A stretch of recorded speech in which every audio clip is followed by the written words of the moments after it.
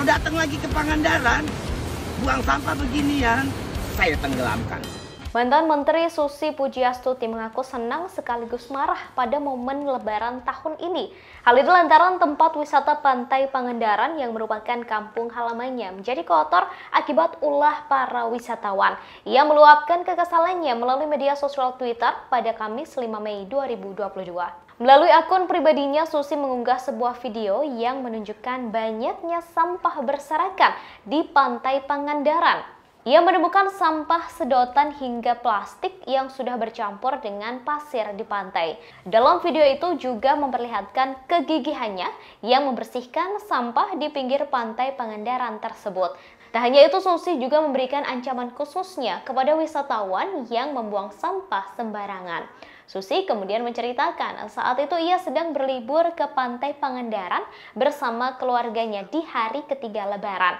Namun ia mengaku kaget dengan pemandangan sampah yang berserakan. Lucunya, Susi juga mengomel niat hati ingin berlibur di Pantai Pangandaran justru menjadi kerja karena tak tahan melihat sampah berserakan.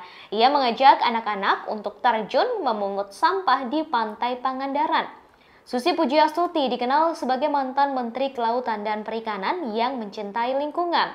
Sebagai publik figur, Susi mengaku ikut merasa senang karena perekonomian masyarakat kembali bergerak pulih.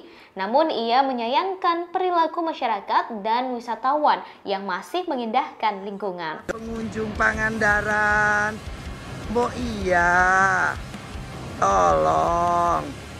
Kalau beli makanan, sampahnya jangan dibuang begitu saja. Cari tempat sampah, masukkan ke dalam tempat sampah, atau dibawa pulang saja. Nanti Anda kemari lihat begini kan juga tidak senang. Terima kasih sudah nonton. Jangan lupa like, subscribe, dan share ya.